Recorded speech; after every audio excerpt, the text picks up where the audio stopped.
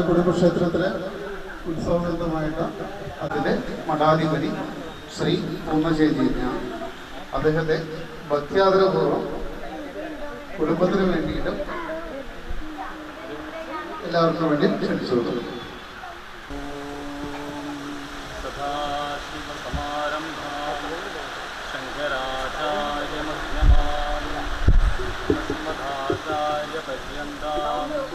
വന്ദേ ഗുരുപരമ്പരാ.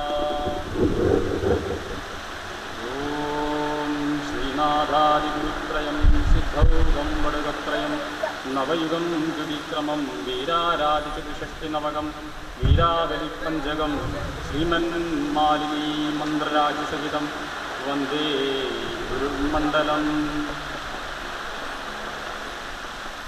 നമ്മളിവിടെ കൂടിയിരിക്കുന്നത് കുടുംബക്ഷേത്രത്തിൻ്റെ ഉത്സവമായിട്ടാണ്.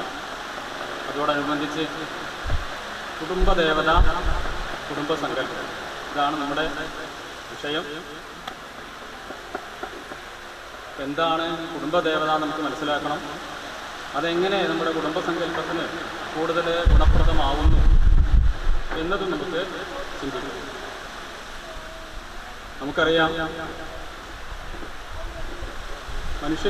ജീവൻ്റെ അല്ലെങ്കിൽ മനുഷ്യൻ്റെ ആത്യന്തികമായിട്ടുള്ള ലക്ഷ്യം എന്താണെന്ന് ചോദിച്ചാൽ പലരും പല ഉത്തരവ്.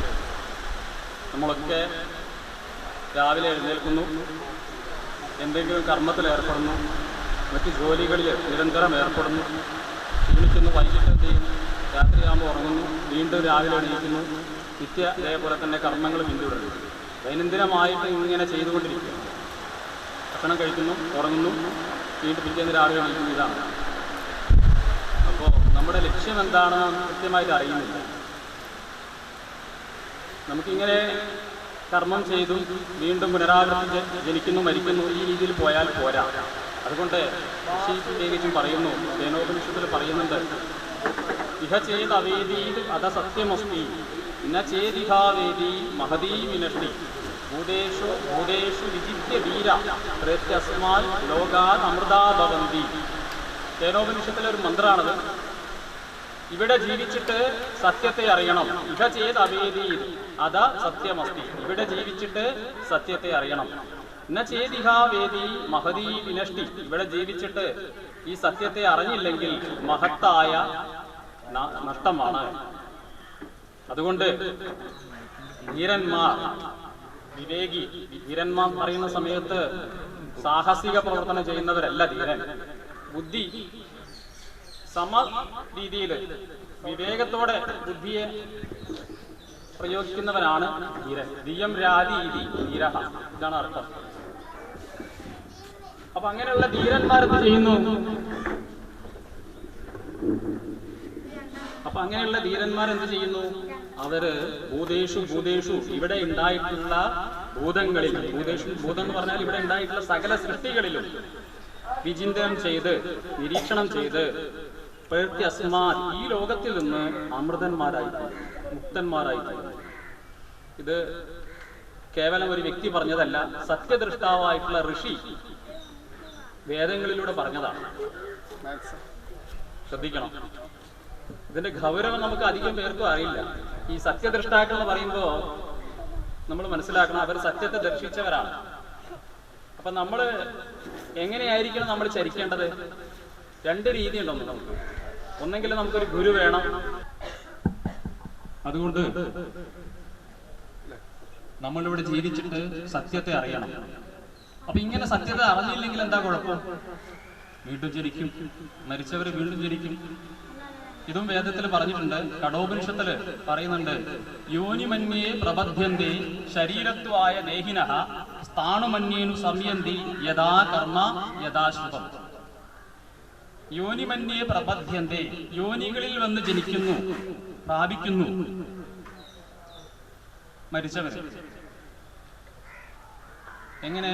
സ്ഥാണുമന്യേനു സംയന്തി. ചിലർ യോനികളിൽ വന്ന് പ്രാപിക്കുന്നു, ചിലർ സ്ഥാണുക്കളിൽ, മരം, മറ്റ് കുത്തനെയുള്ള ലംബമായി നിൽക്കുന്ന വൃക്ഷങ്ങളൊക്കെ ഉണ്ടല്ലോ, ഇതിൽ വന്ന് ജീവിക്കുന്നത്. എങ്ങനെ ആയിരിക്കും? യഥാ കർമ്മ യഥാശ്രുതം. വളരെ ശ്രദ്ധിക്കേണ്ടതാണ്. നമ്മുടെ കർമ്മം എങ്ങനെയാണോ അതിനനുസരിച്ചായിരിക്കും ഇവർ ജനിക്കുക. യഥാ കർമ്മ യഥാശ്രുതം. അതാണ് നമ്മൾ പ്രത്യേകം ശ്രദ്ധിക്കേണ്ടത്. അതുകൊണ്ട് നമുക്ക് പുനർജന്മമുണ്ട്. പലരും പറയും നമുക്ക് പുനർജന്മമൊന്നുമില്ല, ഈ മരിച്ചാൽ കഴിഞ്ഞു, അല്ലെ, ഈ ശരീരം ദഹിപ്പിച്ച് കഴിഞ്ഞാൽ കഴിഞ്ഞു എന്നാണ് പലരും പറയാം. പുനർജന്മം ഇല്ലാത്തത് മുക്തരായി തീരുന്നവർക്ക് മാത്രമാണ്. പുനർജന്മം നമുക്കുണ്ട്. ഇന്ന് നമ്മൾ പലരും സോഷ്യൽ മീഡിയയിലേക്ക് നമ്മൾ ശ്രദ്ധിച്ചാൽ നമുക്ക് മനസ്സിലാകും, ചെറിയ മക്കളായിരിക്കും, ചെറിയ കുട്ടികൾ വളരെ ഭംഗിയായിട്ട് സംഗീതം പഠിക്കുന്നുണ്ട്, വളരെ ഭംഗിയായിട്ട് നൃത്തങ്ങൾ ചെയ്യുന്നുണ്ട്. ഈ ജന്മത്തിൽ പഠിച്ചതാണോ അവർക്ക്? ഇവരുടെ അഭിരുചി എങ്ങനെ വന്നു? ഇവർക്ക് കഴിഞ്ഞ ജന്മത്തിൽ പഠിച്ചതിന്റെ ബാക്കിയാണ്. അപ്പൊ കഴിഞ്ഞ ജന്മത്തിൽ പഠിച്ചതിന്റെ സ്മൃതി ചില ആളുകൾക്ക് കിട്ടും. പറഞ്ഞു വന്നത് യഥാ കർമ്മ യഥാശ്രുതം. എങ്ങനെയാണോ നമ്മുടെ കർമ്മം അതിനനുസരിച്ചായിരിക്കും നമ്മുടെ ജന്മം. ഇത് പറയുമ്പോൾ ഒരു കഥ ഓർമ്മയുണ്ട്. നമ്മൾ വിചാരിക്കും നമ്മൾ ചെയ്ത കർമ്മത്തിന് ഫലം കിട്ടില്ല എന്ന്. വളരെ പെട്ടെന്ന് തന്നെ ഇപ്പം കർമ്മത്തിന് ഓരോന്നും ഫലം കിട്ടാം. എന്താണോ നമ്മുടെ കർമ്മം അതിനനുസരിച്ച് ഫലം ഉണ്ടാവും.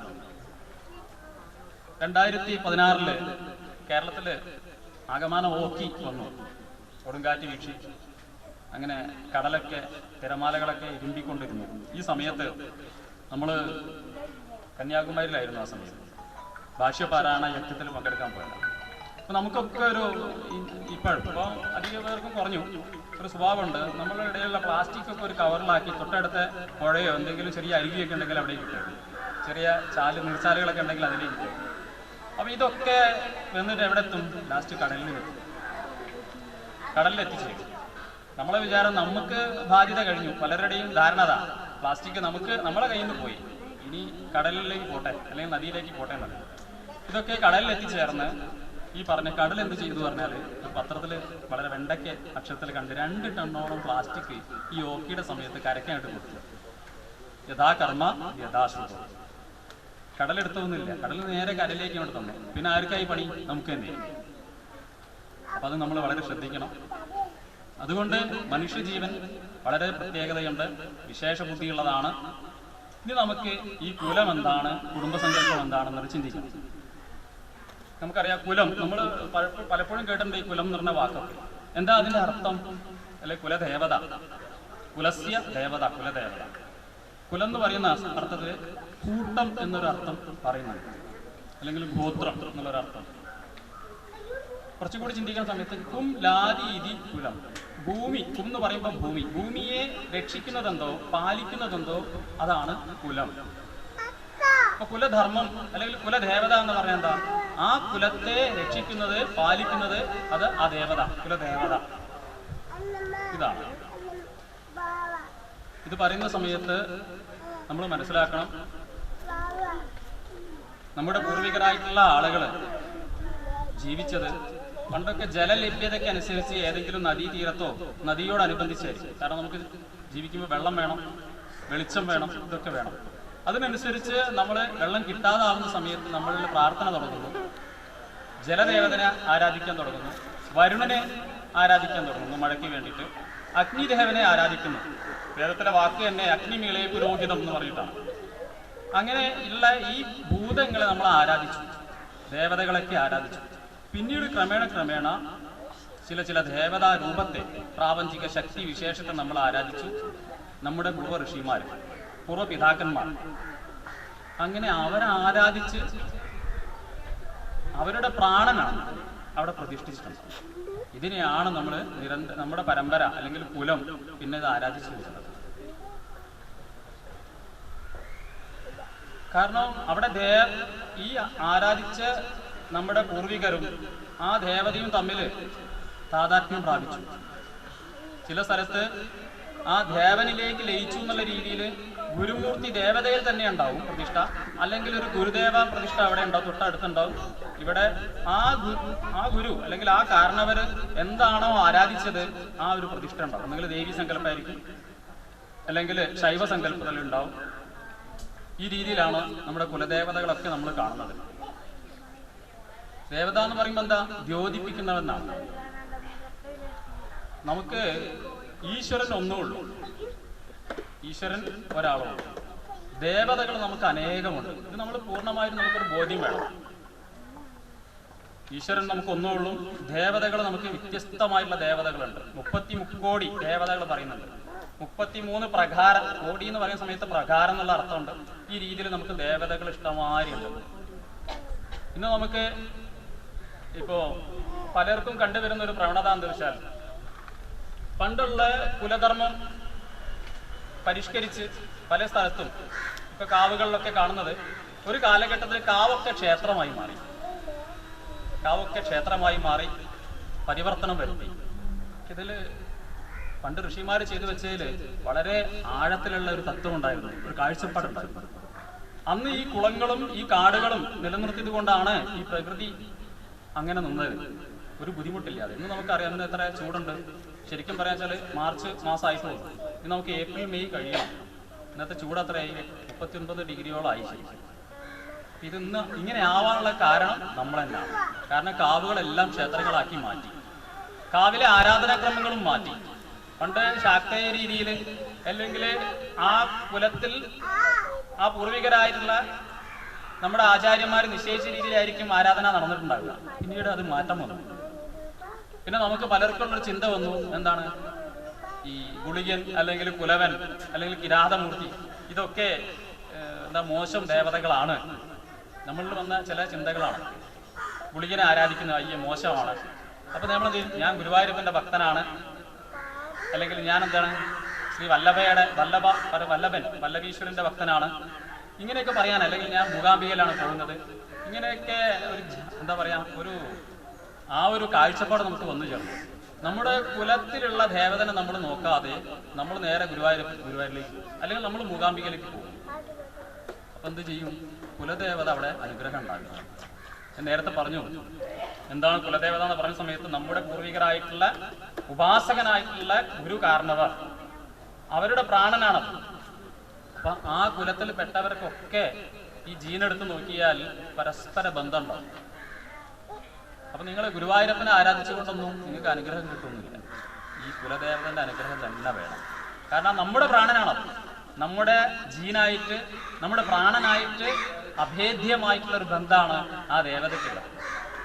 അതുകൊണ്ട് അവിടെ വലിയ പൂജാരിനൊന്നും വേണ്ട. ഗുരു കാരണവന്മാര് താവഴിയായിട്ട് തന്നിട്ടുള്ള ആ ഒരു മന്ത്രം ഉണ്ടാവും, അവർ 2 പുഷ്പിട്ടാൽ മതി, ദേവത പ്രീതിപ്പെടും. ഈ രീതിയിൽ ആരാധിച്ചു. പല വേദാന്തികളും അല്ലെങ്കിൽ ചില സന്യാസിമാരും, നമുക്ക് മുമ്പേ പോയ ചില സന്യാസിമാരൊക്കെ പല പ്രഭാഷണങ്ങളിലൊക്കെ എല്ലാവരെയും സസ്യബുക്കാക്കുക, മത്സ്യം കഴിക്കരുത്, അല്ലെങ്കിൽ പച്ചക്കറി മാത്രം കഴിച്ചാൽ മതി, ഇങ്ങനെയുള്ള തെറ്റിദ്ധാരണ വരും. ഭാരതത്തിൽ വളരെ വൈവിധ്യമായിട്ടുള്ള സമ്പ്രദായങ്ങളുണ്ടായിരുന്നു, വൈവിധ്യമായിട്ടുള്ള ആരാധനാക്രമങ്ങളുണ്ടായിരുന്നു. നമ്മളിടയിൽ പച്ചക്കറി കഴിക്കുന്നവരുണ്ടായിരുന്നു, മാംസം കഴിക്കുന്നവരുണ്ടായിരുന്നു, മത്സ്യം കഴിക്കുന്നവരുണ്ടായിരുന്നു, ഇങ്ങനെ വിവിധങ്ങളായിട്ടുള്ള ഭക്ഷണം കഴിക്കുന്നവരുണ്ടായിരുന്നു. അവരൊക്കെ അവരുടേതായിട്ടുള്ള രീതിയിൽ ആരാധന ചെയ്ത് ഉപാസിച്ചിരുന്നു. ഇപ്പോൾ ഞാൻ പറയട്ടെ, ഒരു കാലഘട്ടത്ത് കാട്ടിൽ ജീവിക്കുന്നവര്, മാംസം മാത്രം കഴിക്കുന്നവര്, അവരുടെ ദേവതയ്ക്ക് എന്താ കൊടുക്കുക? നേരെ പച്ചക്കറി തക്കാളിയൊക്കെ ഇട്ട് അല്ലെങ്കിൽ പായസം, നല്ല പാൽപ്പായസമാണോ കൊടുക്കുക? അല്ല. അവർക്ക് ആ മാംസം വളരെ ഭംഗിയായിട്ട് ശുദ്ധമായിട്ട് പാകം ചെയ്തിട്ട് അത് അവരുടെ ദേവതയ്ക്ക് വളരെ ഭവ്യതയോടുകൂടി അർപ്പിക്കും, അല്ലേ? അപ്പോൾ ഈ കാലഘട്ടത്തിൽ എന്ത് ചെയ്തു വെച്ചാൽ, വേദാന്തികൾ എന്ന് പറയുന്നില്ല, വേദാന്തികളാകുമ്പോൾ നല്ല വീക്ഷണം ഉണ്ടാവും.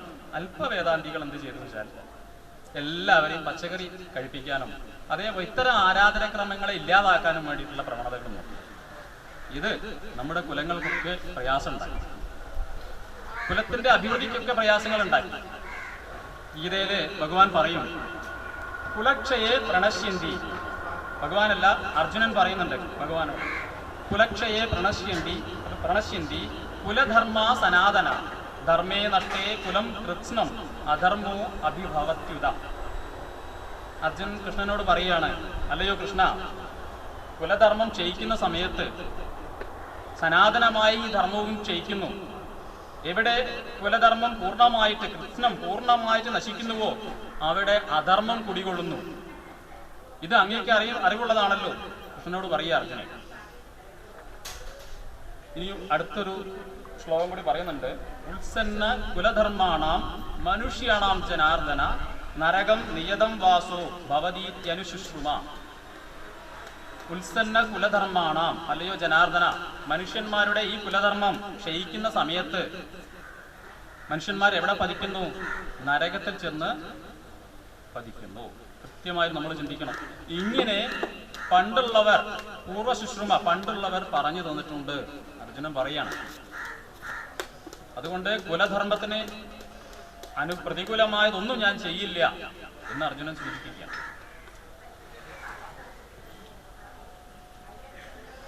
അത് പറയാൻ കാരണം കുലധർമ്മം നമ്മൾ അനുഷ്ഠിച്ചിട്ടില്ലെങ്കിൽ നരകത്തെ പ്രാപിക്കും എന്നാണ് പറയുന്നത്. നരകത്തെ പ്രാപിക്കും. ഈ ഒരു കാഴ്ചപ്പാട് ബോധം നമുക്കൊക്കെ വേണം. നമുക്ക് ഗുരുവായൂർ പോകണ്ടെന്നല്ല പറയുന്നത്, മൂകാംബികയിൽ പോകണം. പക്ഷേ നമുക്ക് ഈ കുലധർമ്മത്തിനെ മറന്ന് ഒരു ആരാധനാക്രമങ്ങളും നമുക്ക് പാടില്ല. നമ്മുടെ അഭിവൃദ്ധിക്കും ഐശ്വര്യത്തിനൊക്കെ ഏറ്റവും നല്ലത് കുലദേവതയുടെ ഉപാസനയാണ്. ഇടയ്ക്ക് നമുക്ക് ഈ പറഞ്ഞ രീതിയിലുള്ള സ്ഥലങ്ങളിലൊക്കെ നമുക്ക് സന്ദർശിക്കാം. നമുക്ക് പൂർണ്ണമായിട്ടുള്ളൊരു ബോധ്യം വേണം. ഈ കുലദേവത, ഈ കുടുംബസങ്കല്പത്തെ നമുക്കറിയാം. കുലദേവത അനുഷ്ഠാനം നല്ല രീതിയിൽ നടക്കുന്ന സമയത്ത് ആ കുടുംബത്തിലെ ഒരു കൂട്ടായ്മയുണ്ട്, നല്ല രീതിയിലുള്ളൊരു കൂട്ടായ്മ. നല്ല രീതിയിലുള്ള ഒരു കൂട്ടായ്മ കാണുന്നില്ലെങ്കിൽ അവിടെ എന്തെങ്കിലും ഒരു അപാകതയുണ്ട്. ഒരു കാര്യം ഉണ്ടെങ്കിൽ അതിൻ്റെ പിന്നിലൊരു കാരണം ഉണ്ടായിരിക്കും.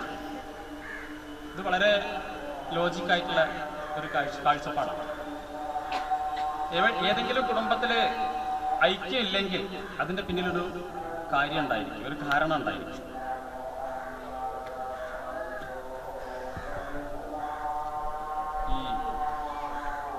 ഞാൻ നേരത്തെ പറഞ്ഞു, പല രീതിയിലുള്ള ശാക്തീയ ആരാധനകൾ ഉണ്ടായിരുന്നു നമ്മുടെ തറവാടുകളിലൊക്കെ. നമുക്ക് 13ഓളം ശാക്തീയ കാവുകളുണ്ടായിരുന്നു കേരളത്തിൽ.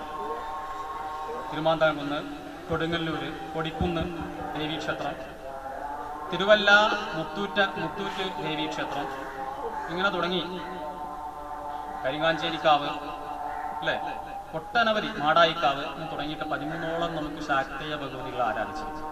ഇതിനൊക്കെ ശാക്തീയ വിധാനത്തിൽ ആരാധിച്ചു. അതിന്റെ പിന്നിലൊക്കെ വളരെ വലിയ തത്വങ്ങളുണ്ട്. നമ്മൾ കുറേ പേരത് മനസ്സിലാക്കണം. ശരിക്കും അത് മനസ്സിലാക്കാതെ നമ്മളതിനെ വിമർശിച്ചിട്ട് കാര്യമില്ല. ബാധിക്കും, നമ്മളത് ബാധിക്കും. അപ്പൊ പണ്ട് കാലത്ത് മച്ചിൽ ഭഗവതി ഉണ്ടായിരുന്നു. ശ്രീചക്രത്തെ പോലും ആരാധിച്ച തറവാടുകളുണ്ടായിരുന്നു. സ്വർണത്തിന്റെ ശ്രീചക്രം പോലും ആരാധിച്ച തറവാടുകളുണ്ടായിരുന്നു. എത്ര പേർക്ക് അറിയാം? അവിടെ നല്ല രീതിയിലുള്ള ഐശ്വര്യ അഭിവൃദ്ധി ഉണ്ടായിരുന്നു. പിന്നീട് അത് ആ ആരാധന ഒന്നോടുകൂടി അത് ക്ഷയിച്ചു. ഞാൻ നേരത്തെ പറഞ്ഞു, കുലധർമ്മം ക്ഷയിച്ച സമയത്ത് ഈ അഭിവൃദ്ധി, അധർമ്മം അവിടെ കുടികൊണ്ടു. നമുക്കൊക്കെ കുടുംബം എന്ന് പറയുന്ന സമയത്ത് പല പ്രഭാഷകരും വേദിയിൽ വന്നിട്ട് പറയും, കൂടുമ്പോൾ ഇമ്പമുള്ളതാണ് കുടുംബം. തെറ്റാണ് ആ കാഴ്ചപ്പാട്. കാരണം കുടുംബം എന്നുള്ളത് സംസ്കൃത വാക്കാണ്. കുടുംബ എന്നുള്ള സംസ്കൃത ധാതുവുണ്ട്. അതിന്റെ അർത്ഥം ധർമ്മപോഷണയോഹോ എന്നാണ് അർത്ഥം. ധർമ്മത്തിന്റെ അർത്ഥം തന്നെയാണ് കുടുംബത്തിന്റെ അർത്ഥം തന്നെ. ധരിച്ച് പോഷിപ്പിക്കേണ്ടതാണ് കുടുംബം, അല്ലാതെ കൂടുമ്പോൾ ഇമ്പമുള്ളതല്ല. സംസ്കൃത ധാതുവിന് മലയാളത്തിലുള്ള ഒരർത്ഥം വന്നാൽ അത് ശരിയാവില്ല. നമ്മൾ ശ്രദ്ധിക്കണം. അപ്പൊ നമുക്ക് തോന്നും എന്താണ് ധർമ്മം, നമുക്ക് ചിന്തിക്കണം. കുടുംബം മനസ്സിലായി. അപ്പൊ നമുക്ക് ധരിച്ച് പോഷിപ്പിക്കേണ്ടതാണ് കുടുംബം. എന്താണ് ധർമ്മം? നമ്മൾ പലരും വീടുകളിൽ കണ്ടിട്ടുണ്ട്, ഈ ധർമ്മം എന്നുള്ള വാക്ക് ഉപയോഗിക്കുന്നത് കൃത്യസന്ദർഭങ്ങളിലല്ല. ഇപ്പോൾ ഒരു വീടുകളിൽ ഒരു ഭിക്ഷക്കാരൻ വന്നാൽ അമ്മ പറയും, അല്ലെങ്കിൽ മുതിർന്നവർ പറയും, ധർമ്മം കൊടുത്തോളൂ എന്ന് പറയും കുട്ടികൾ. എന്നിട്ട് കുട്ടികളെ കയ്യിൽ എന്തെങ്കിലും ദക്ഷിണോ അല്ലെങ്കിൽ അരിയോ എന്തെങ്കിലും ഭിക്ഷ എടുത്ത് കൊടുത്തിട്ട് ഒരു സന്യാസി ഏതെങ്കിലും ഒരാളുകൾക്ക് ഭിക്ഷക്കാരനാണെങ്കിൽ കൊടുത്തോളൂ എന്ന് പറയും, ധർമ്മം കൊടുക്കുമെന്ന് പറയും. ഒരിക്കലും ധർമ്മം കൊടുക്കാനുള്ളതല്ല. നമ്മൾ ഉറപ്പിക്കണം, ധർമ്മം നമ്മൾ പാലിക്കാനുള്ളവരാണ്. ധർമ്മം നമ്മൾ മുറുക്കി പിടിക്കാനുള്ളത്, അത് കൊടുക്കാനുള്ളതല്ല. പിന്നെ എങ്ങനെ ഈ വാക്ക് വന്നു? ഈ ആചരണത്തിന് ധർമാചരണമാണ് പറയുന്നത്. അതായത് ഈ ഭിക്ഷക്കാർക്ക് ഭിക്ഷ കൊടുക്കുക, അല്ലേ? ഇത് ധർമാചരണം, നമ്മുടെ ധർമ്മമാണ്. അപ്പൊ ഈ ധർമ്മം പാലിക്കുന്നത് കൊണ്ടാണ് അങ്ങനെ ആ ഒരു ക്രമേണ അത് അങ്ങനെ ആയി മാറിയത്, ധർമ്മം കൊടുക്കുക. അതുകൊണ്ട് എപ്പോഴും നമ്മൾ ശ്രദ്ധിക്കണം, ധരിച്ച് പോഷിപ്പിക്കുന്നതാണ് ധർമ്മം. ധൃഞ്ഞ് ധാരണ പോഷണയോഗം.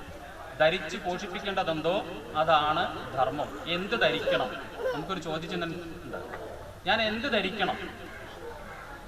ഇതൊക്കെ നമ്മളിൽ പലർക്കും ഈ ഇങ്ങനെ ചോദ്യചിഹ്നം ഉണ്ടാവും.